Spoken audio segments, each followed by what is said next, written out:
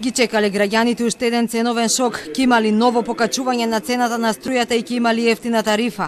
Енергетските компании веќе ги доставија пресметките до регулаторна, која сега треба да одлучи што ќе прифати, а што не како трошок.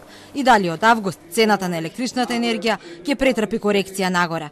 Првиот човек на регулаторна, Бислимовски, вели, тие може да влијаат само на 38% од трошоците кои ги пријавиле компаниите, но ќе направат се за да нема ценовни потреси. Регулаторната комисија за енергетика контролира 38% за пренос, за дистрибуција и еден сосема мал минорен дел за операторот на пазарот на електрична енергија.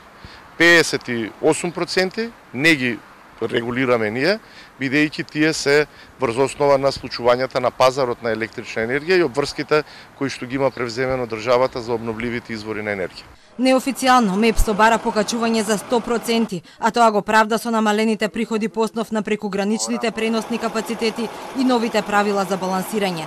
Стигнати се и пресметките на другите компании, но регулаторна има забелешки кои треба да се коригираат идната недела. Потоа јавно ќе објават колка возголемување бараат компаниите во услови кога поради пандемијата трупаат загуби. МЕП се објави дека годината е завршил со 6 милиона евра загуба, пред се заради намалени приходи од извозните активности, како што се приходите за доделување на прекуграничните преносни капацитети. Исто така, според оние сознанија ние кои што ги имаме, исто така со загуба годината ќе заврши и ЕСМ, но ЕСМ не е регулирано предпријатие од страна на регулаторната комисија за енергетика, така да тие загуби ќе се реши во рамките на самата компанија.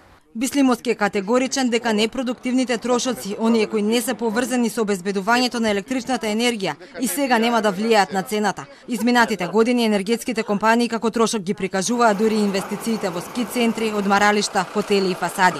Опозицијската ВМРО ДПМН пак за да се ублажи ценовниот шок доколку повторно поскапи овој енергенс предлага да се намали ДДВ-то од 18 на 5% и од регулаторна не ја исклучуваат можноста и тие, исто како и лани, оваа препорака да ја упатат до владата.